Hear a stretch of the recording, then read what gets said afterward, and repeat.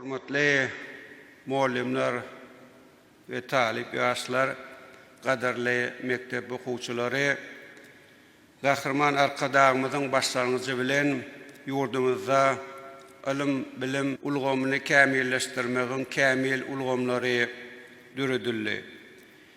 Tejribeli muallimleriň taýýarlaýan mektep okuwçylary, talip ýaşlary dürli dersler boýunça geçirilýän dünya olimpiadalaryna gowy netijeleri gazanýarlar.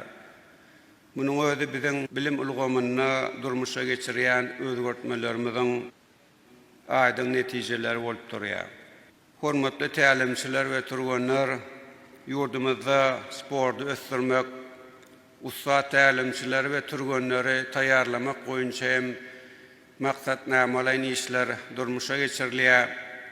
Bu işlerin netijesinde turganlarymyz dünya derejesindäki ýarşlarda bayrakly orunlara münasip bolup ulussunlukları gazanýarlar.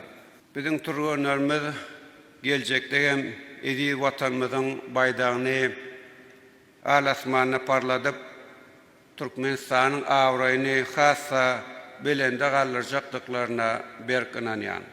Hormatly adamlar, ýurdumyzyň alam bilim, sport ulgamlaryna ýaşlarymyzyň gazanýan üstünlükleri bizi ören gowandyrýar.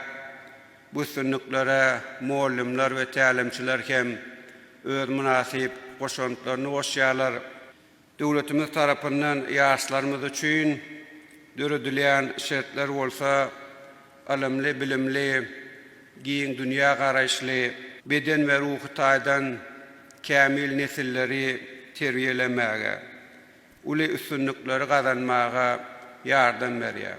Biz geljekde hem alam bilim, sport ulgamlaryny ösdürmek, zehini ýaşlarymyza, ussat turganlarymyza gollaw hemaýet bermek boýunça alyp barýan işlerimizi dowam etdireriz.